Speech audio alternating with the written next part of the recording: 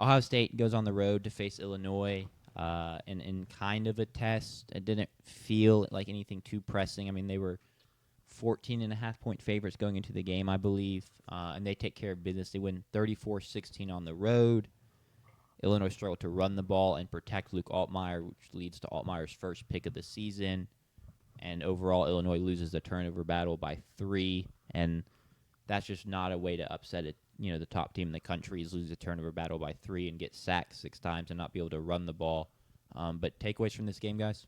One of our commenters, or I said, like we said on the show, like what's the miracle situation that has to happen for Illinois to upset Ohio State? And I think it was on our video, but maybe I just saw it on Twitter. Someone said the only way it happens is if Ohio State doesn't get off the bus. And that made me laugh. And it was pretty close to true.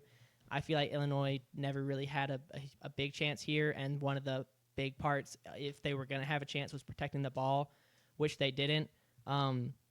We jokingly, you know, it cracks me up. JP says all the time, "Oh, you heard it on Technical Fowl first." We predicted the interception. It was always going to happen.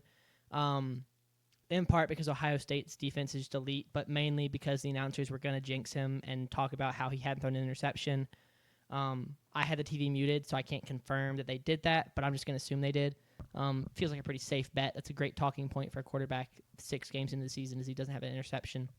So he throws that, and, yeah, that's kind of the big takeaway is you really needed a perfect game from Luke Altmaier to be able to have a chance. He not only threw it, he threw it on the first drive. Too. Yeah, very, very early in the game. And this really solidifies, which we kind of already knew after the Indiana game. It was like going into the season, it felt like Indiana and Illinois were these 2 teams that had good seasons last year, and it was like, okay, but can they really, like, compete in that top tier? Can they make the jump? And we now firmly know, okay, Indiana made that jump. Illinois did not make that jump. They're still squarely a tier below the really good teams, and they just can't hang. No shame in that, but yeah, you can't compete. You can't hang. You don't have the body. You don't have the athletes. You don't have the speed. You don't have the coaches to get it done. So unfortunate, but keep winning the rest of the games, I guess, and you could maybe sneak into the playoffs, though I doubt it. Yeah. They go 4 for 14 on third down. Really weird, odd stat. They have 7 big plays through the air to Ohio State's 3. So they had 118 yards of big play gains. And then in the red zone, I believe they were actually they did break Ohio State's streak. They scored in the red zone. 3 for 3 in the red zone. So unfortunate, but kind of what was expected. And like Jack said, finish the season 10-2. I don't know what their schedule is. I will also pull it up. So they found some 2 weeks there at Washington in 2 weeks, and then it's Rutgers, Maryland, Wisconsin, Northwestern. So they're probably looking at 9-3. I agree. With a loss to Washington in 2 weeks. Yeah, and then if you beat Washington, like the odds you don't drop one of those others is not great. Yeah, but go ahead. It could happen. I was gonna say they did, and Brett talked about in the presser that they used some tempo in this game, and that kind of got to Ohio State a little bit, and he wished they used it from the jump. My biggest takeaway for Ohio State in this game is really just coming from Ohio State fans on Twitter and other places, and that's they're very pessimistic / they've not liked what they've seen so far from Brian Hartline as a play caller. It's his first year. He gets promoted from the wide receiver coach. It's just pretty predictable. It's a lot of, like, honestly how, I play Madden of, like, it's first down, so let's run it up the middle, get some yards, and then, it's now 2nd and 6, so then we can go from there. They think it's too predictable, it's too conservative. They don't really like what they've seen. They feel like Julian Sands a really good quarterback, and they're just not really letting him loose and letting their weapons loose. And I kind of agree with that. It's kind of partially why you've seen them not necessarily put up these massive stat lines, which they've not needed because their defense is so good. And they're also just really good offensively, so even when they are conservative and predictable, they can kind of win outright and still, move the ball and score. But that's kind of one of my biggest takeaways for Ohio State there. Yeah, and then for Illinois, like JP just walked through the rest of their schedule. We said in the preview, and it may have just, I'm not going to say we, I said in the preview, I don't want to, pull y'all under with me, that if they went 10-2, I think Illinois got a really good chance of being in the playoffs. I think that's the thing that separates them from, Penn State, is Penn State, after they lose to Oregon, there's just like a lot of depression in the fan base and probably in the locker room about like, well, what's going, like, we can't win the big games, yada yada. Like, it's just frustrating. Illinois, I don't think they're to that stage yet. No. And so I think you should have a lot of excitement and like eagerness to go out there. You get to compete, you get the bye week, and then you go to Washington. And then if you win that game, it's gonna be a tough game, but like you should go out and like play your heart out. Unlike Penn State, who's really just shown up and looked pretty limp the last 2 weeks. You win that game, then you win out against 4 teams you'll be favored against. You're 10-2 with a win over USC, and then losses to Indiana and Ohio State, who, for all we know, are two of the best teams the 2 best teams in the country, or 2 of the top 3, 2 of the top 5 elite teams. Sure. You've got a good shot of making the chances making the playoff as an at-large team. So I don't think Illinois. I hope they don't like give up on the season. I hope they go out and look good against Washington. I mean, I like Washington. They're a fun team, so I hope Washington wins that game. But I hope Illinois. He's playing favorites. I hope Illinois goes out and like puts their best foot forward. I think they can compete with Washington. I think they're both in that tier below the Ohio States, the Oregons, and the Indianas. That should be a good game. And it's every game is like win now mode for Illinois if you want to make the playoffs, which is still very much in play for them. Sure. Real quick, Andrew McBride, in the chat saying that he just feels like they've not opened up the offense yet, and that it'll happen in the biggest games. I think I agree, but there just is some hesitancy with the first-year play caller that when push comes to shove, can he kind of hit all the buttons in the right moments? You know, I almost would wish he would. You know, you almost expect some growing pains. I almost wish he'd get some of that out. Yeah, you early. don't want your first time hitting 200 in an F1 car to be like rounding the last corner in a big race. Like, you want to do it a couple times before then. And Ohio State fans really aren't the best gauge for that because they're biased, and who wants to see your team not like. Did I just cook with that analogy? I'm sitting here. I feel like I could. Yeah, you did a good job. But like the last people that are going to want to see their team not utilize their weapons to the best and put up a ton of points is the fans of the team, because you've sat there all off season thinking about the possibilities. So yeah, let's run it kind of back and more to the specific game though. JP, what did you see in this game? Anything else you want to add? Well, yeah, I agree with Sanders. Take credit for predicting the Altmaier pick. Happens immediately, first drive of the game, and then after they are able to force Ohio State into a field goal, the pick just lets Ohio State, they're at the 35-yard line. They go and score. It's 10-0 by the second time you've touched the ball at home. Recipe for disaster for Illinois. So that they were kind of done from that point. Altmaier was bad the first half. I think he was like 4 for 12. And then he actually kind of locked in the second half. I have to give him credit there.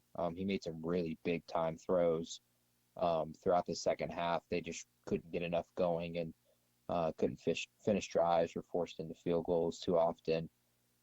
They couldn't get anything going on the ground, and that's just never going to work and help Illinois with the quarterback play that they have, to have 47 rushing yards as a team, but that, of course, includes sacks, and they also had a big negative carry. Talking about Illinois in the playoff, I just feel like you're just yapping. Like that, we don't need to have that conversation. Who cares? That this team is not good enough to win a playoff game. And they probably won't ever be. So I think that's just wasted breath. On the talking point of Ohio State offense, I almost feel like maybe they're not capable of doing so. Okay, so you're in the Ohio State fans camp. I put that on Julian Saying. I said it coming into the year. I don't think he is that capable of doing the things that they've seen from quarterbacks prior. Clearly, I just don't think he's that good. There was he throws a touchdown in this game where they roll him out on a naked, and he finds his tight end, I'm pretty sure, and it was a throw that was so just for a throw on the run, it almost looked uncomfortable. It looked it didn't look athletic. I'll go ahead and say that. That's how I feel.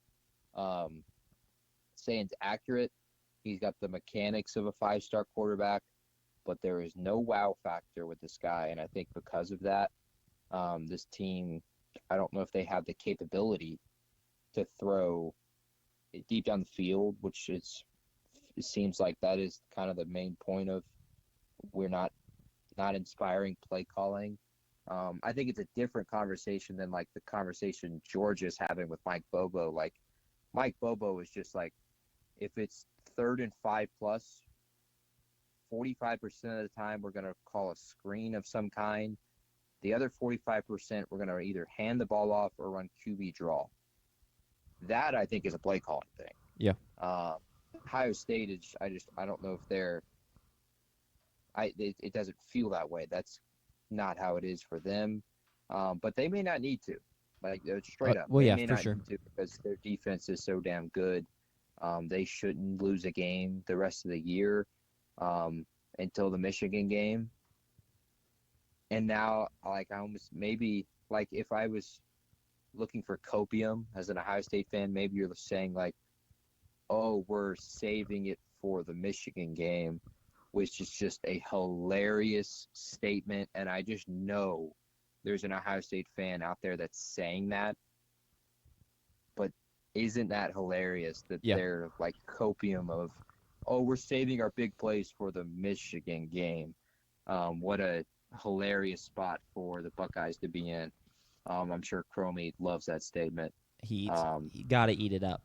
I am going to rescind my statement of you being in the camp with the Ohio State fans because they do not doubt saying at all. And I honestly think maybe he's not the most athletic cat, but he has the accuracy and he has the arm to do a lot more than what they're asking of him currently.